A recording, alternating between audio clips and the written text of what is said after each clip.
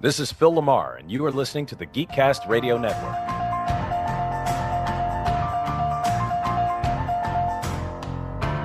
I got a new girlfriend. He feels like he's on top. Airs podcast, the podcast that believes that comics are for everyone. The key is finding the right one. This is one of my weekly wrap-up episodes where I go back through the week that was in the world of comics and give you my thoughts and opinions on some of the more notable issues that came out. Slight spoiler warning, as I do get into some plot details. I do try to stay away from the big surprises that do occur, but if you're someone who prefers to know absolutely nothing about your book before you read it, go to the show notes and I'll be putting timestamps for every book that I'll be talking about today. I do start each week with my recommendation of the week, and my recommendation of the week is a little bit different in the sense of it's not just the best book per se, but rather the best starting point for that given week. A book that anyone could enjoy if they've been reading the series, if they've not been reading the series, if they read a comic before or never read a comic before. Basically, a starting point that doesn't feel redundant is the way I like to look at it. Last week, as I mentioned in last week's episode, it was an insane week. A lot of major books came out, and I thought this week we might see somewhat of a dip, like almost like a fifth week in a way, where we just kind of get whatever's left.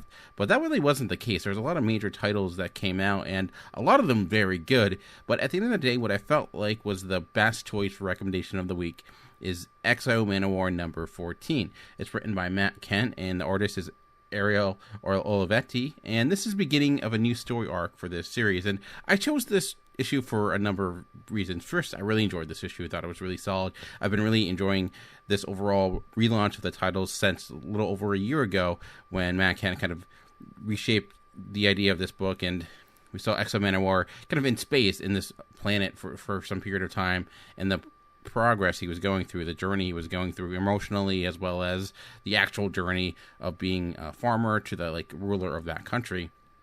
Now he's left that planet, and this is really a simple story at the heart of it. It's just his journey back to Earth, really, and it has a number of flashbacks to what happened to him before he left. And we learned last issue, and again, this is slight spoilers, so that a big reason he left was because he found out, or his wife thinks at least, that his son was becoming sick because of the radiation he was bringing with him as he was coming back from space. If the suit itself, that it caused his son to get leukemia and unfortunately pass away.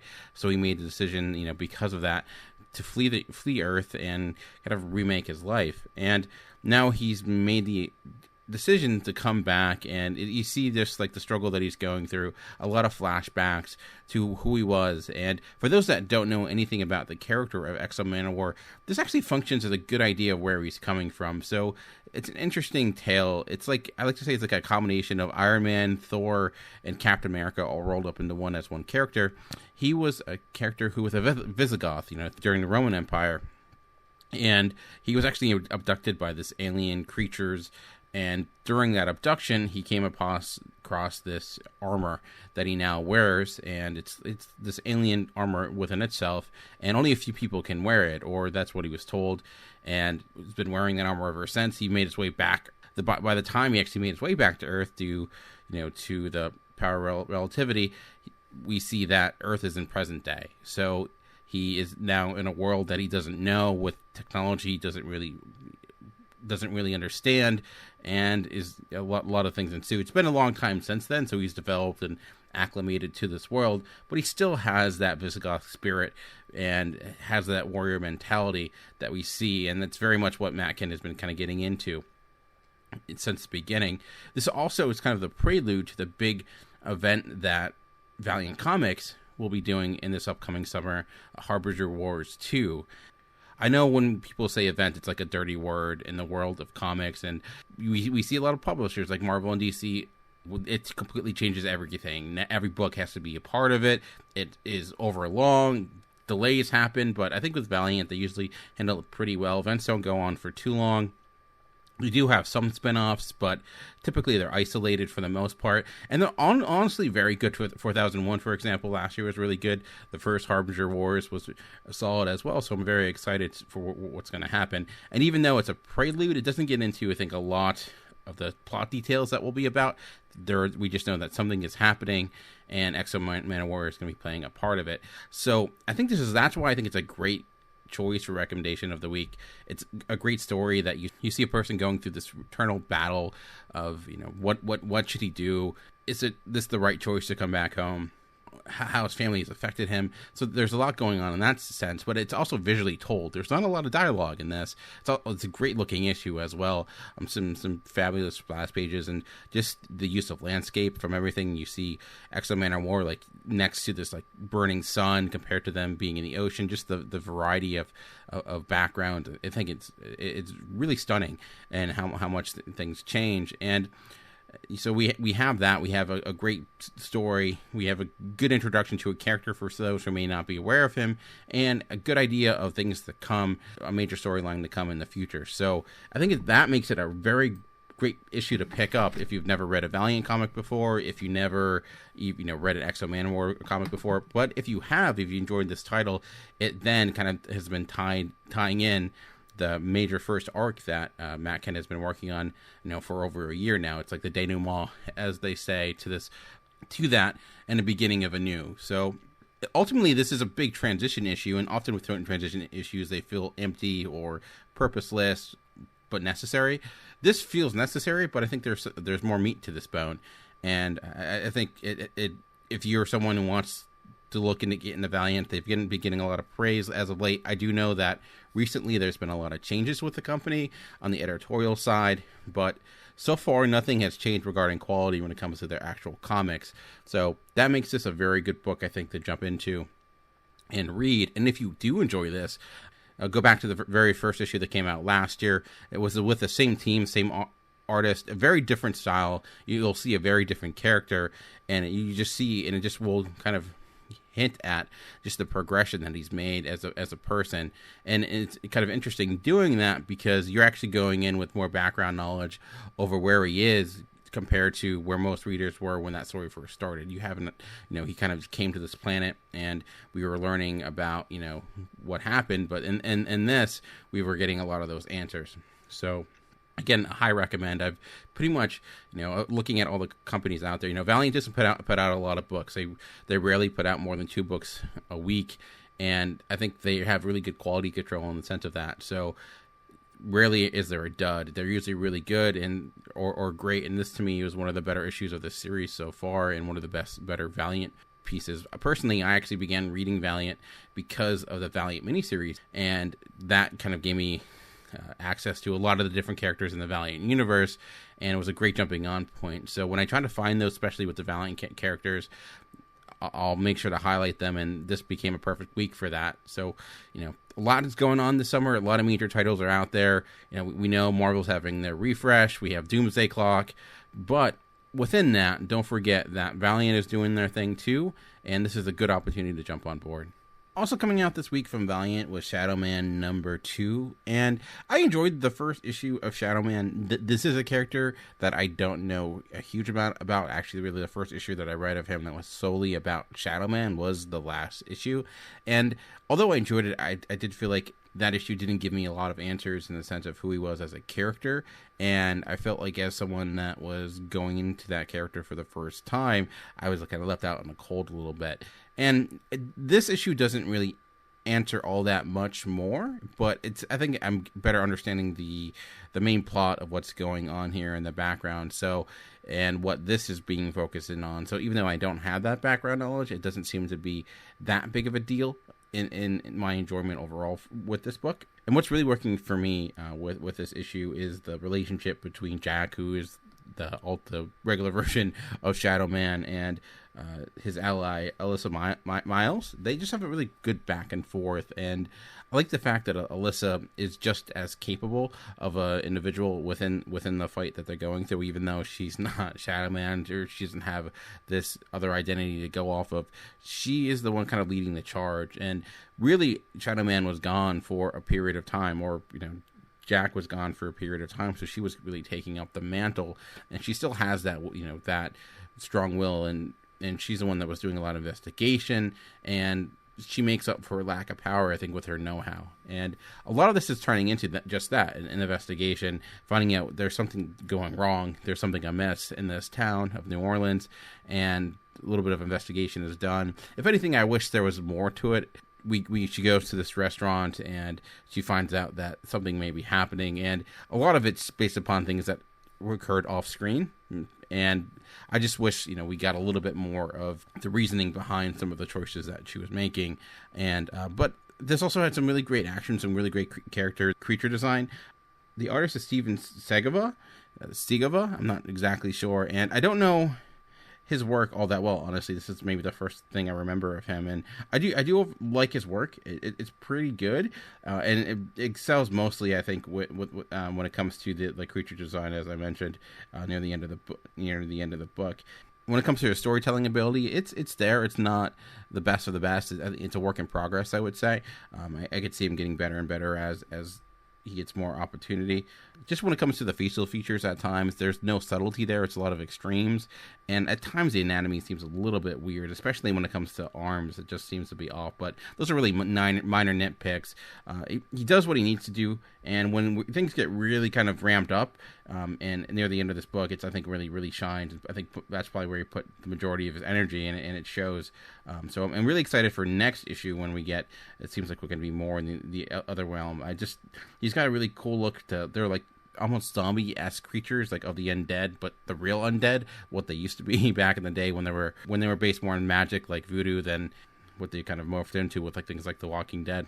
Because this takes place in New Orleans, it has just within that a different feel than most books. It's a location that is not utilized all that great deal. It feels like it's coming from an authentic place in the sense of it's a little bit over the top. Obviously, it's not true to life, but I just like the fact that you're getting something that is out of the norm of your normal location. So I don't think this is Valiant's best book. I don't think this is going to work for everyone, but I'm liking where it's going. It's making me more of a fan of Shadowman. I do wish we get a little bit more of him and like a little bit more background, or he seems to be kind of a minor player in this so far, which is not necessarily a bad thing, but if he's going to be one of those characters that I get excited about when he shows up in other issues, or, as I mentioned, the Harbinger War series, I think you need a little bit more in order to make him a standout character in my mind. Now, I know there are a lot of people out there that are a huge fan of the character and were really excited that he was getting his new series again, and this was really anticipated. For those people, I don't know if this is giving you what you want, and I can see bits and pieces of why people would really like that character, but I'm just hoping for more, and which is a good thing, because that's something you want as you continue reading it. I'm getting enough to want to keep going, but it's more so I didn't know what exactly to expect when it came to this book, and I'm just settling in and understanding where that's going to be. So I like the second issue more than the first issue. I like where it leaves off, and I will certainly be picking up issue number 3 when it comes out next month. All right, let's move over. Let's stay in the world of indie books, but move over to that of Image Comics for Kill or Be Killed number 18. And sadly, this book is nearing its end. It sounds like it's going to be finished with issue number 20. And I wasn't sure how that would work, because this felt like a book that could go on for a long time. Even Ed Brubaker mentioned it in his back notes that he had a really long-term plan for this, and maybe it didn't work out. I know this is in works for it becoming a movie, so maybe because of that, he wanted to have a finite ending before that comes out. So I'm not sure exactly what's happening, but I will say it is feel like it's organically coming to its conclusion. And what's interesting about this issue is that the main character of Dylan is not in this physically. His narration is there like it always is, but most of this is dedicated to that of Detective Sharp, the detective that's really been the person on the case of Dylan, or this serial killer, and the one trying to bring him to justice, as they say. And what we see, that this is actually a great issue if you're a person who loves procedural cop drama, because this very much is that. It picks up where the last issue ended, where we see the person we thought might be Dylan who was murdered, in the sense of there was someone dressed like him, had his look, had his red hoodie. He was killed, but we found out who that was, the reasoning behind that person, and why he kind of was a copycat killer of Dylan's murder spree. And what was great about that, too, is when we got that backstory, Sean Phillips did some drawing of Afghanistan, I believe, or Iraq, with some modern day military technology, and it had me thinking of like, wow, I would love to see Sean Phillips do a story like this. Like it had a really great look to it. It had, as you would expect with Sean Phillips, where there's a sense of realism, but it's not photorealistic. It's like a good blend of in between, and it works for this story like Kill or Be Killed. And I would love to see him do a book centered in that type of setting. I think it would be phenomenal. You know, something like Sheriffs of Babylon or something of that nature, or a war book, because it has a drama-like feel without feeling cartoony. So. But obviously that's not the main point of this issue. The main point is seeing Detective Sharp go through, and she's not convinced that that man was the killer. So it's just her mindset, her process of trying to put in doubt over this finding. And as you often see with crime stories, when they have a killer, they have someone spotted, they have evidence against them, they want to close the case on it, but she's trying to prolong it because she doesn't feel like it's the actual... they got the right guy, and it's that quest of, and it's really leading where it leads off. It's like, okay, everything is kind of coming to a head. Everything, like, it is reaching its boiling point. And as often is with this book, it likes to play with structure and how things happen and time and place. So now that we know that, a lot of the bits and pieces that were kind of built up in a few issues with Dylan's roommate come into play now. So it's been a fantastic book. It was my number one book of last year, and it continues to be great. It's still, to me, like, when this is out, this is the first book I go to. This is not a great jumping on issue, as it's issue 18, obviously, but if you're someone who loves, like, crime-like dramas, if you like, you know, Ed Brubaker's other series, or you want something new to get into, and as I mentioned, they are making a movie out of this, and it's going to be done by the director of the first John Wick, and it's kind of odd to me, because this isn't really an action-type movie. There's action in it, but it's not like, you know, Dylan is not John Wick. He's the opposite of John Wick. He's a bumbling dude that's just trying to figure his way out of things and kind of lucks into things, or sometimes unlucks into things. But I'd be interested to see how they approach it. But I've been really enjoying the series, and continues to be one of the best books on the shelves, and I'm sad that it's going to end. We did get word that Sean Phillips and Ed Brubaker are going to have another book that's supposed to be starting around September. Nothing more than that, in the sense of it was just a tweet that Sean Phillips alluded to. So that might just be like one side issue. It might be something related to this, maybe a new series. No idea, but I'm excited to see where they're going, and I'm really sad this book is ending, but, you know, I'd rather it end on a strong note than go on for too long.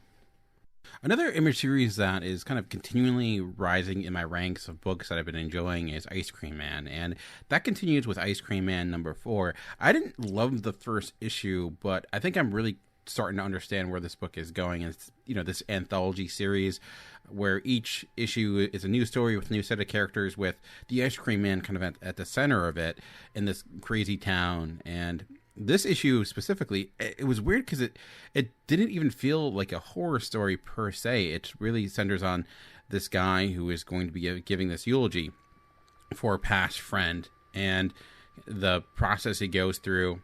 And at the same time, that friend who has passed away is kind of onlooking the situation from hell, and the horrors and the tribulations that he's going through in that. And it was a compelling analysis, or kind of compelling look at, like, the way in which we deal with situations like that, because it was I think a person, the main character wasn't like best friends with this person. It was someone who died way too young, in large part due to the choices that they made, the poor choices that they made. And how you approach a speech like that, how do you sum up someone's life that has had those types of, and then at the same time he enters a conversation with that person's father who went away, who kind of abandoned the family when they were younger, and what he sees is that he's actually having some of the same conflicts himself, and wondering, like, why can't he do the same thing? It's a different approach. Often, you know, you don't tend to see that, where it's the character trying to contemplate about leaving his family and what that means. The other big piece of this, and this was almost recommendation of the week, the reason I hesitated a slightly bit, because this also relates into some of the previous issues where we learn there's more going on with this Ice Cream Man than we previously knew. There's a new character that kind of shows up at the end, so there are some mystical forces at play. Don't know more beyond that. We don't know exactly why or how or who these people are. Are they, are they from hell? Is he some sort of demon? Is he some sort of angelic figure? Who knows? But I like this type of storytelling that's been doing that. I love the ability to kind of pick up an issue like this and not knowing, what at all the story is going to center on. The last issue was quite good as well, and they've gone into some really far out places. Last issue was dedicated a lot of musical references with this guy who was once a singer and is trying to reclaim that magic once again and everything that he went through. So I would definitely recommend picking this up. And this is actually, I think, is a good issue to read if you've not read any of the previous books, because that bit of the Ice Cream Man is near the end. It doesn't really affect the overall story. And I think if you did like that a little bit, you may want to go back.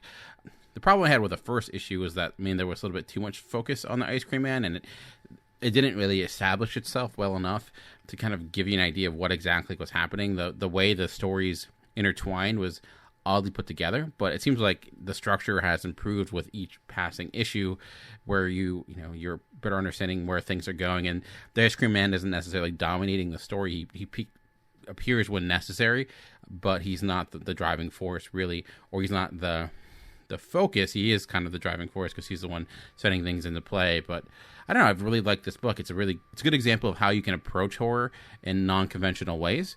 And there's a lot of horror books out there, and this is kind of, each story so far has approached the genre in a new way, and it's not like a slasher type of book or something that relies a lot on scares. It's much more story-based, really, where the horror bits are just kind of accentuating what's occurring. All right, let's move over to the world of Dark Horse for Aliens Dust to Dust #1. And when this came out, it was actually Aliens Day was this last week as well, and they had the Aliens Deadly Orbit trade paperback came out, which I would highly advise getting. That to me was one of the best Aliens comics that have come out. James Stokoe, who did the writing and drawing, it was phenomenal. Unfortunately, that book was very much delayed, and it took a long time. I kind of understood because the art on that was ridiculously well done. It was one of the better Alien stories. What the movies have been hit or miss, but I thought what that did was bring Alien, the franchise, back to its roots. And Aliens Dust to Dust is doing something similar. It feels a little bit more like Aliens than Alien. It takes place in a similar world as it did with Alien. It's a different planet, but it's this settlement where they were trying to terraform the world in order to make it habitable, but it's gone wrong, and it's really gone wrong because now a bunch of xenomorphs have showed up. We don't know how or why yet, but that's not necessarily important because this first issue is legitimately just an extended chase sequence, or extended escape sequence, really. This is written and drawn by Gabriel Hardman, similar to how James Stokoe took his series, and I'm really liking that approach to this Alien franchise because Aliens is such a visually driven story.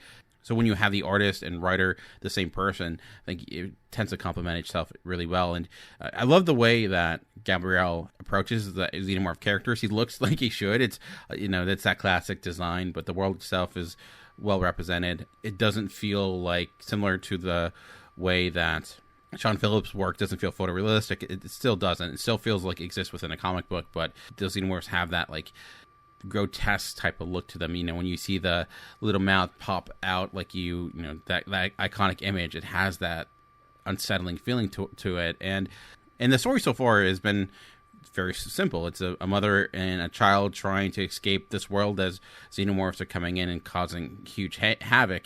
And that's all that really is for this first issue. And then it's a 4-part series, so we'll see where it goes from here. But it was just that. It was because it was so specifically focused. It was like a cold open to a movie.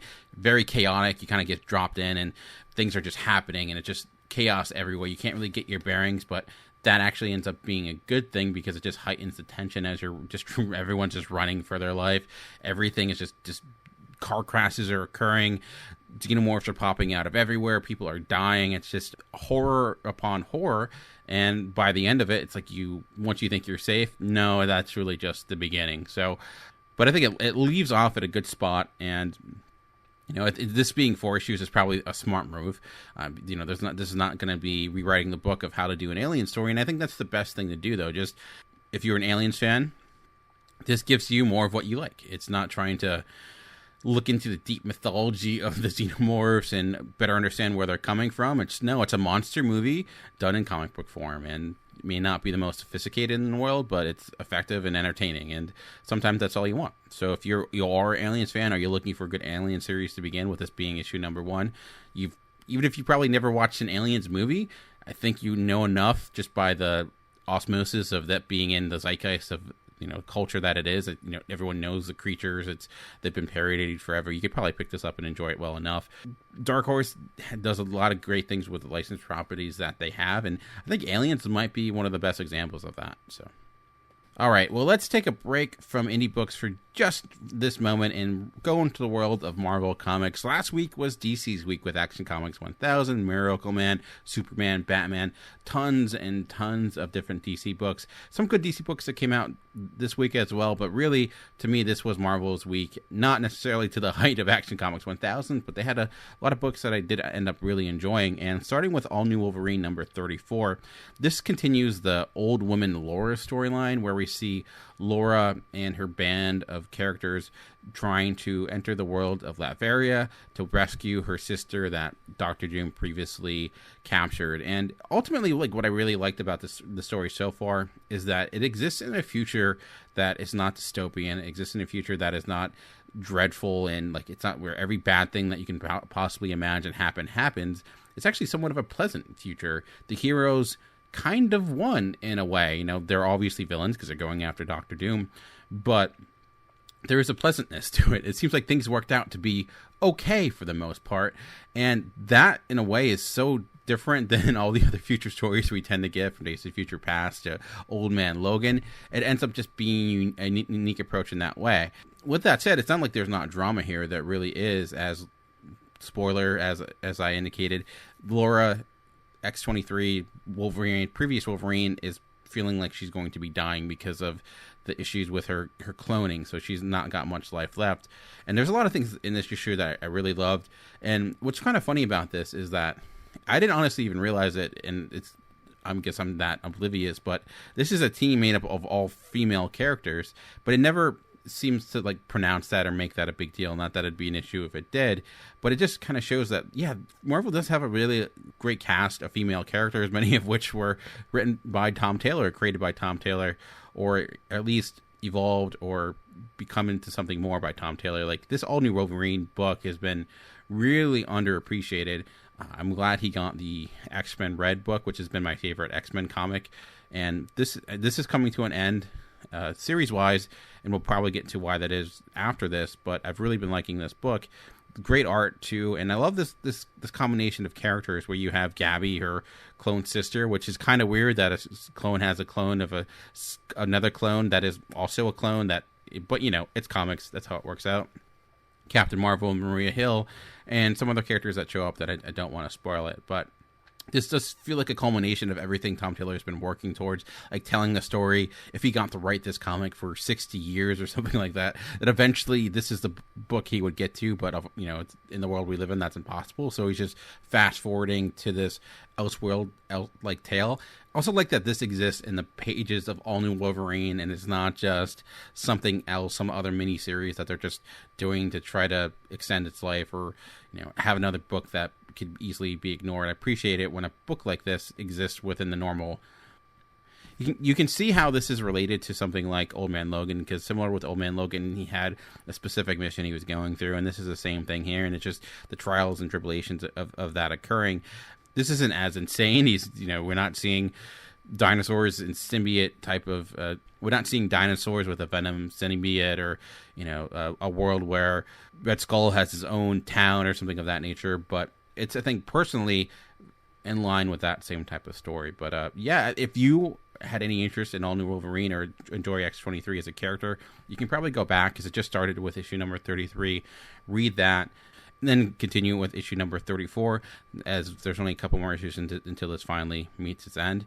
I'm not sure what they're going to be doing with Laura once Wolverine comes back, as we know that he's been making his presence known. Is she going to stay Wolverine? Is she going to X-23? How are they going to handle it?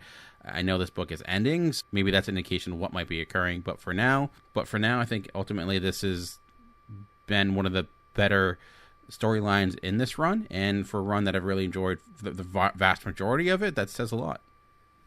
Speaking of Wolverine, we know Wolverine is making his way back to the pages of Marvel Comics. It was revealed back in the Legacy one-shot long ago that he is alive once more, but the thing is, many characters have not known he is actually alive. That is changing with Hunt for Wolverine #1. This is written by Charles Soule, who also wrote the Death for Wolverine story, and this issue is really a prologue into the major stories or additional miniseries that will be coming out.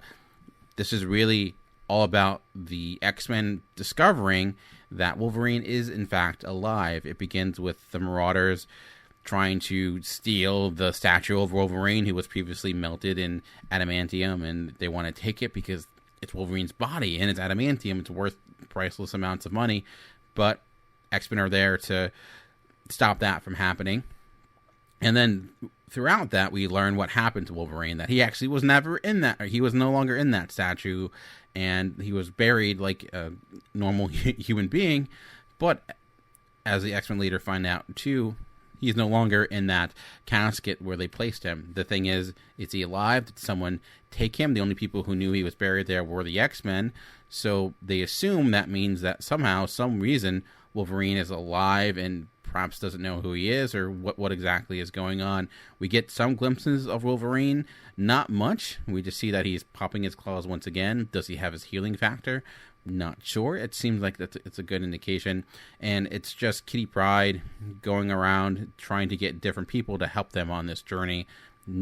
People like Daredevil, because I'm not sure, but I guess my assumption is that because he's a person who's dealt with death and resurrection a lot. So, hey, why not go to Daredevil?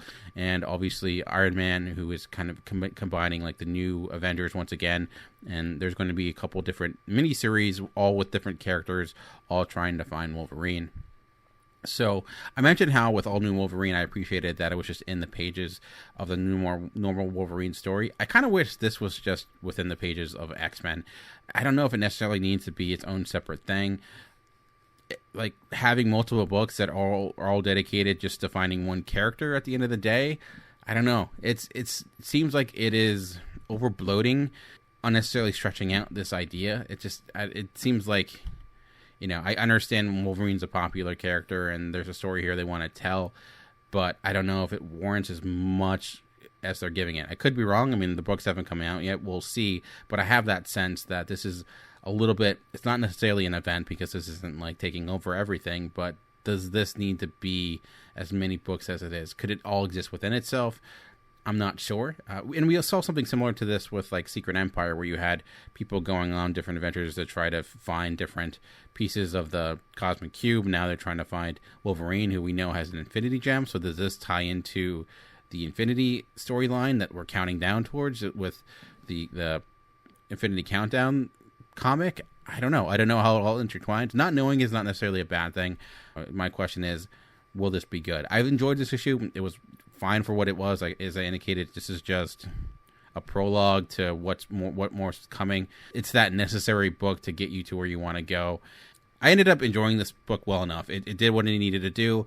I did like some of the reveals that we do see. You know, the image of Kitty Pryde taking out Wolverine from the adamantium shell. That was intriguing, and I like seeing the aftermath of his death and what it did to the X-Men personally, which I feel like we didn't get much of or nearly enough of. So it's good that we're dealing with it now, although now we're dealing with it and he's back alive again, so who knows.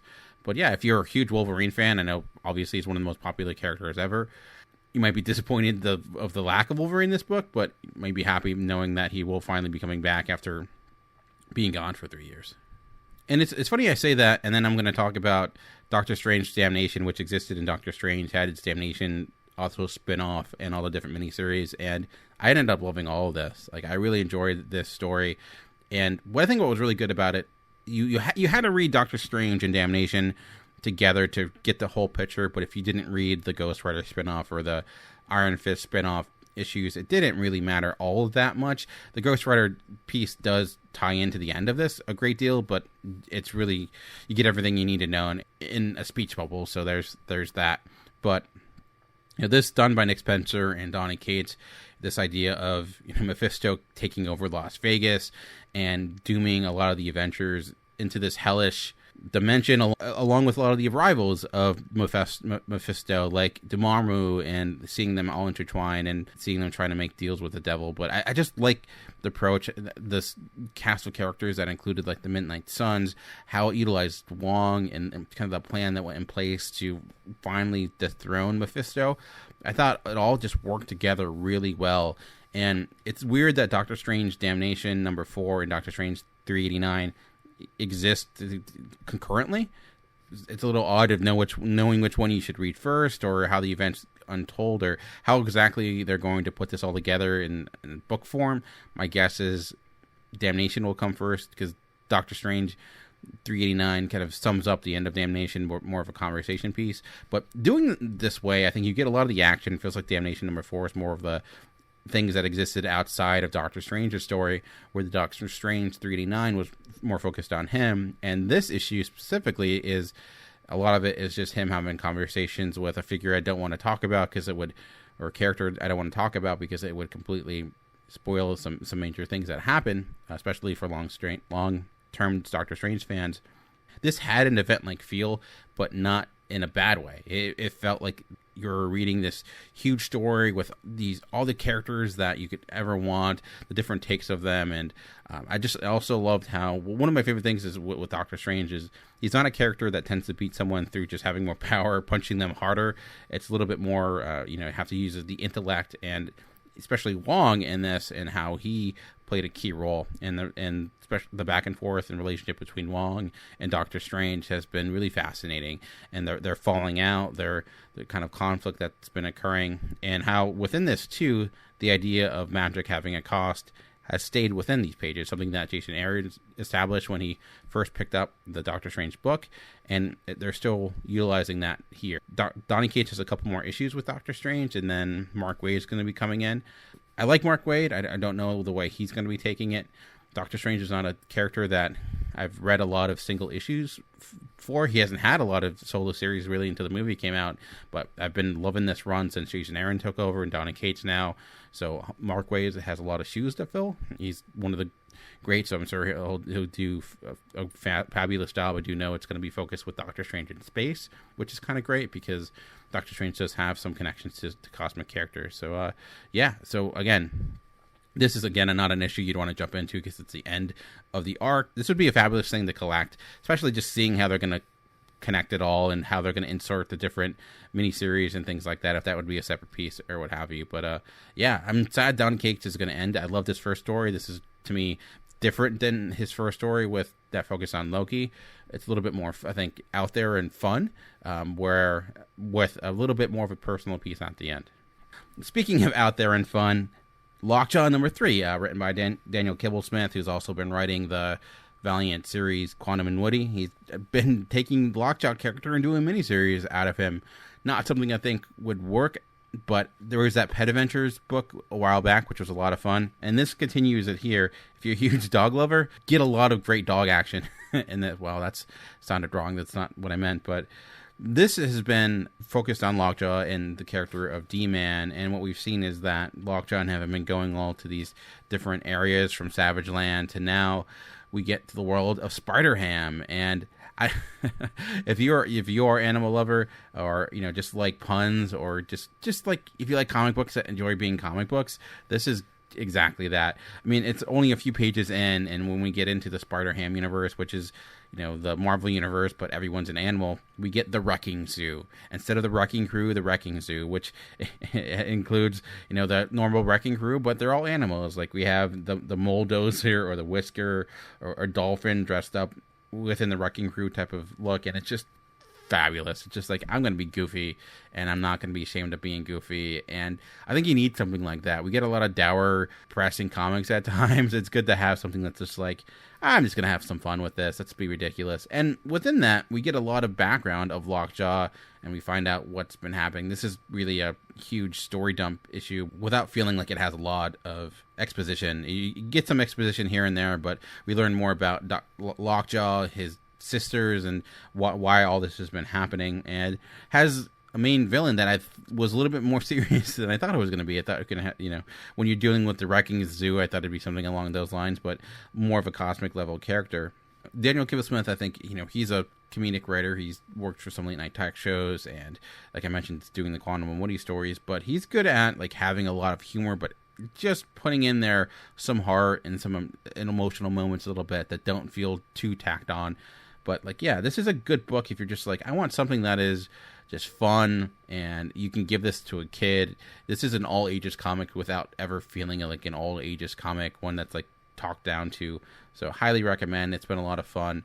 I think there's only one issue left, and this is exactly that. This is something you don't want to go on for 50 issues. This is ideal for a 4-issue miniseries that, you can, it's a good palate cleanser. And then after you're reading this, you can then read something like Moon Knight 194, which I'll talk about now. And man, if you want to talk the opposite of animals dressed up as a wrecking zoo, that's probably a comic that deals with Moon Knight and his dark adventures. This is a really hard comic to talk about because there's a huge surprise in this that comes out of nowhere, but in a good way. It's like, holy crap, things just got serious right away through an unexpected situation. But for those that don't know, like, Moon Knight is this character that he is from Mark Spector, and he has multiple personalities, all of which have shown up in one form or another. You often see within the series them talking to one another, and this is Mark Spector, who recently just found out that he has a daughter who he didn't know about because that daughter only knew the additional personality that would show up. So it was an odd situation where the daughter knew him, but he didn't know her because of his multiple personalities. And this, though, he's having a conversation with her, somewhat explain, why exactly he is the way he is, like what caused that to happen. And I don't know much about the history of Moon Knight. I've read a lot of the series, and many of them have touched upon his origin or what exactly has gotten him to his state that he's in with this fractured psyche. And I always assumed it had to do with the fact that he was empowered by the god of Ra, and that had something to do with it. But this seems like it existed long before that. And we see why that may have happened. This was almost pick of the week because this is an issue that you can read and not know anything about Mark Spector. It's a one-shot issue. It's a complete story. I've been liking this current run of Moon Knight. Moon Knight's one of those characters that, for some reason, no matter who's doing it, it tends to be one of the better Marvel comics, if it's Jeff Lemire or Warren Ellis. And this run is no different. So the last arc was really focused on giving Moon Knight a major villain to face off with. This issue is, really transitioning, I'm guessing, to the next piece, the next arc. And when you have those, they can feel unnecessary. Like I mentioned with like Hunt for Wolverine, that doesn't give you that much. It's just there, and you don't get much out of it outside of just the idea of where the story is going. This is a complete story that could exist by itself at any time. Like, you could read this today or 10 years from now, and it's just as effective because it's completely told within 22 pages. And I love when a comic can do that, when you can tell a complete story and not rely on what came before or what will be coming after. But there's not necessarily anything wrong with serialized storytelling. That's why comics exist the way they do. But every so often, when you have a book that's just like, okay, let's slow things down, focus on this one specific story we want to tell. And this could have been stretched out to 3 or 4 issues or 2 issues, but no, this is all it's worth. Or this is the best way to tell it. And maybe we'll get more pieces of this. Maybe we'll learn more about the different trials and tribulations of Mark Spencer's childhood and what made him the person who he is. I'd be all for that if this is an idea of this is just the beginning of multiple one-shot stories like this. That's a great way to take it. But for now, I'm just going to enjoy this for what it is. And like I said, close to recommendation of the week. So if you're someone who's been wanting to get into the character of Moon Knight, who've heard good things about the previous series, this is a good thing to jump into now. And if you like it, there's plenty to go back to. Like I mentioned, the Jeff Lemire one was great. The Warren Ellis run has been great. This current one has been fantastic. A lot of great Moon Knight books out there. He's not just a copy of Batman. He's much more than that. He's actually much different than that. So. And speaking of telling complete stories all in one issue, you have the Thanos Annual #1, and written by Donny Cates and a few other writers. And sometimes with annuals, you don't know which way they're going to go. Is it one extended issue that has this huge kind of event type of feel to it? Is it a bunch of different stories? Is it something that's just out of continuity that people can pick up and enjoy? This is a series of stories that all focus in on just how evil Thanos is. And I'm sure this exists in large part due to the fact that there's that little movie that's coming out with Thanos at the center of it. And actually, this is great. If you loved Avengers Infinity War and you're like, I want more Thanos, the Donny Cates, Jeff Shaw, Thanos Win stories has been fantastic, but this is good too because it just shows you all the different ways you can approach Thanos, and each story is very different with different artists and creative teams. Some that are a little bit more jokey than others. There's like a cartoony story that's almost reminiscent of something like Scotty Young, but not done by Scotty Young. And then there's sometimes that Thanos just likes to mess with people by helping someone across the street, and then what that actually leads to is pretty devastating. So as I mentioned, if you're someone who loved Avengers Infinity War, it's like, I need more Thanos in my life. I love what he did in that movie. I want to know more about him.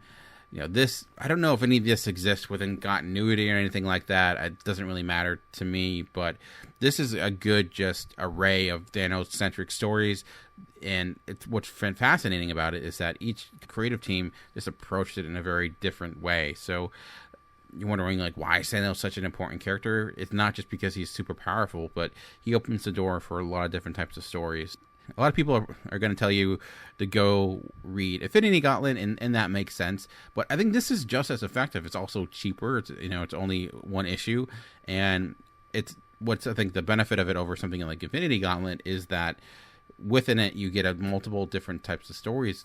It also shows just what's one of the big benefits of comic characters is that, yeah, there are commonalities with characters that you expect no matter who's writing them, but that doesn't mean there is no room for creative license. And this showcases why that's such an important thing to do, and what, when done well, and what can happen. Like, I enjoyed every small story within this. Most of them don't last too long, and most of them are only a few pages.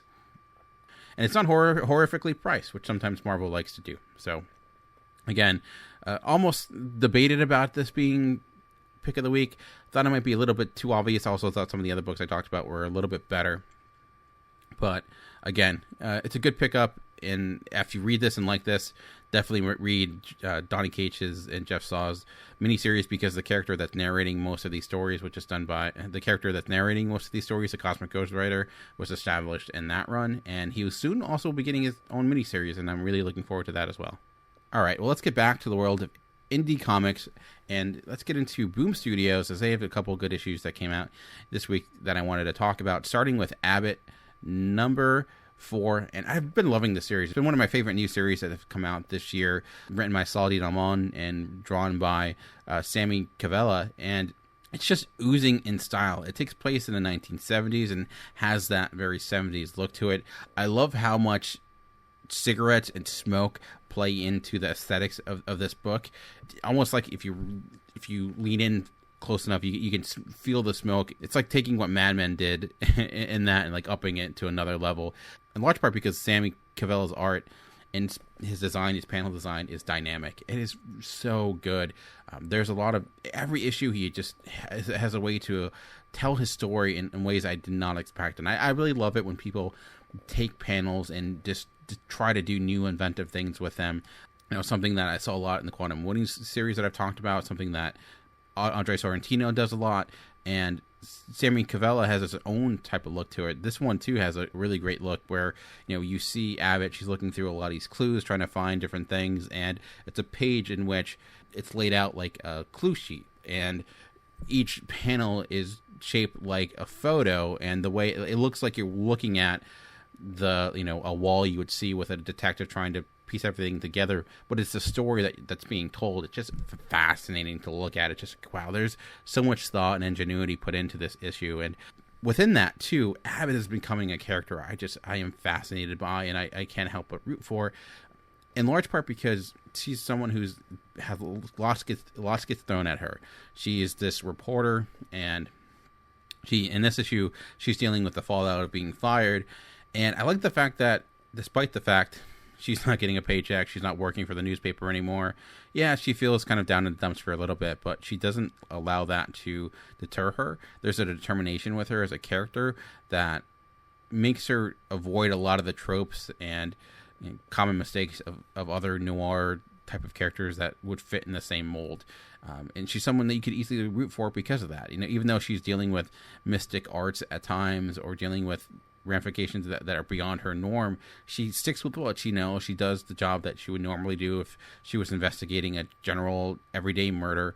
And because of that, she's able to get closer and closer to the truth. So this only has one more issue left, which is sad to say. I don't know if it's going to then come back and be, have another miniseries or what exactly is going to happen. But I could see this with the Eisners were recently announced, and one of the books we'll talk about was nominated for one. I could see this being in the short list for Eisners for next year, for new series, for miniseries, for art, for story. I'm not, there's a lot of different things it can be nominated for. Very early in the year, of course, but for me, it's, as of right now, unless the 5th issue goes off the rails completely, it's one of the best new series.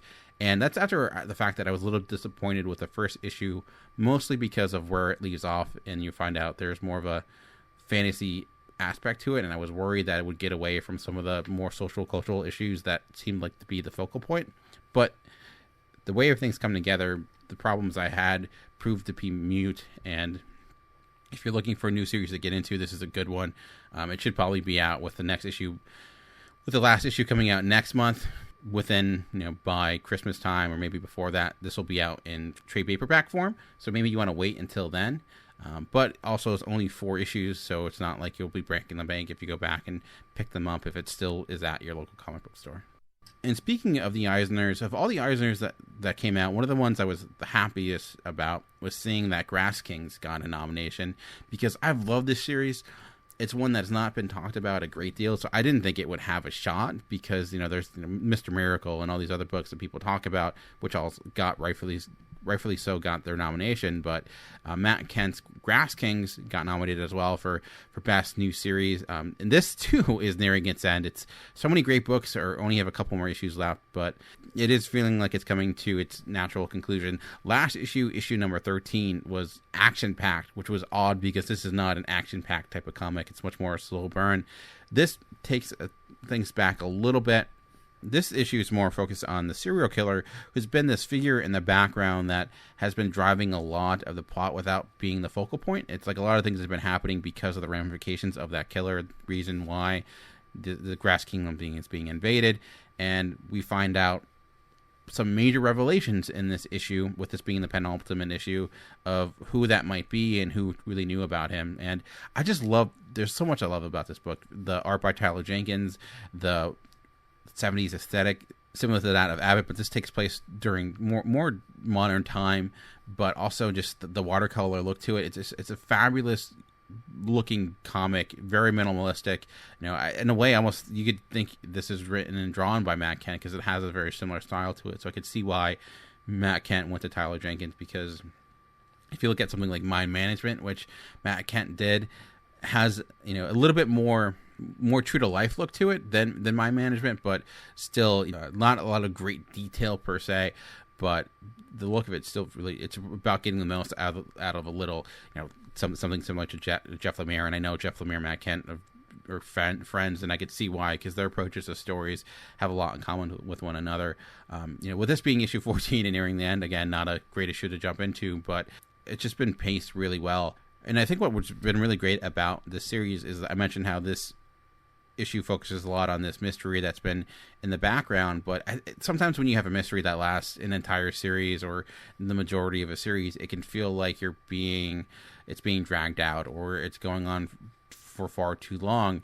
But there's been so much going on with this series, and so much of it it's been built upon building character and making you care about even people that are just in the background, that it's never been an issue. And in this, even small characters that have bit parts, like you care about them because they were given the time, and Matt can allow the story to develop and really make this world into something. It's cliche to say, but the Grass Kingdom is very much the main character of this story, and the reasoning behind why people have kind of gone to it. So I thought, I wasn't sure where it was going to go after issue 13, which had, helicopter crashes and bazookas and gunfire. This took a little bit of a step back, which I think is necessary. So it's been one of the best series that's been out. I'm super excited to see how this all finally comes to its conclusion. All right, well, one more book to talk about today, and I'm going to talk about Babyteeth number 10, and also written by Donnie Cain, who's coming in again this episode. And when this came out, when Babyteeth came out, I'm like, okay, this will be a fun type of look at a Omen type of story where you have the Antichrist who was born. The difference here is that instead of the Damien being the son of some debutante, it's just this normal everyday teenager who's in way overhead to begin with. Add to the fact that, she's also the mother of the person who's going to bring on the apocalypse. Not so much that. It has evolved to well beyond my wildest expectations. And what's really great about issue number 10 is everything is coming full circle. The end of the first issue, we flash forward. We think we flash forward to seeing Sadie talking to her now son, explaining what's happening and kind of doing a narration of everything that's led up to this point. And finally, we find out where that is coming from. And, at first it seemed like it was existing in this dystopian type of future where everything went to hell, that apocalypse that we were talking about, that must have occurred. And it is not that. And there are some truly devastating moments in this, more on the personal side. And when you have a story that is dealing with, who has a purple demon cat and occults and all this other thing, and this just utter insanity, at the end of the day, it's a story about a mother and her child and what that means. It sounds kind of... That may sound ridiculous and overly sentimental that would be the focus of this issue or this story, but in truth of the matter is that is what it is. And what I found very effective and well done about Babyteeth is that it, on every occasion, subverted my expectations. I think this character is going to be this, or be this antagonist, or have this type of motivations. No, her father, he's this military figure. You think that he's going to come down hard on his daughter and be, detached from him, disappointed. But no, he's much more of a caring individual. It is taking all those tropes and commonalities with a story like this, horror genre expectations, and saying, let's tweak them just a little bit and give us something brand new. So a lot of horror books out there, and it's weird even calling this a horror book because it's not necessarily scary, but I guess it exists in that type of realm for the most part. It's been one of the best Aftershock books since it's come out, and it's only got a couple more issues left. Again, another great book that's coming to its end. So what I love about Donny Cates as a writer is that he never overstays his welcome, whether it be God Country, his work on Thanos, his work on Doctor Strange. He has a certain idea, a certain story he wants to tell, and once he's told it, he leaves for greener pastures. And that's a hard skill to learn, especially for a new writer, and really uncommon, because often you would see, like, once a person has a book that's working, once a person has a story that's working or it's caught on, they just want to continue it, keep going. Not the case. I don't know if that is an indication of kind of the mindset of writers today, if things are switching, as more things are open up and you have more avenues and more publishers to tell stories. You don't have to rely on Marvel like you once did or DC like you once did. Who knows? Ultimately, it means great comics, so I'm all happy for it. But that's going to bring us to the end of today's episode, and I want to thank everyone for listening. If you want to interact with the show, you can do so by emailing me at movierevolt@geekcastradio.com, also on Twitter at movierevolt. The show is on Facebook and Instagram as well. Just search Comic Concierge. You can go to the episode post at geekcastradio.com or nerdly.co.uk. Leave some comments. Let me know some books you want to cover. Did you agree, disagree with any of my take on any of the books this week? Again, another action-packed week. Next week is looking pretty packed as well. Some major new series coming out. Upcoming this week as well, I have a conversation with Matt, my fellow cinema geek, over the first volume of Silver Surfer, done by Mike Allred and Dan Slott. That was a really fun conversation. In addition, in the upcoming weeks, I'll be speaking with Jason Michael from the Atlantic Screen Connection podcast, and we'll be talking about the Joelle Jones series Lady Killer. So a lot of fun things planned, but for now, this is the end of this week's episode. Thanks for listening, and always remember, comics are for everyone. The key is finding the right one.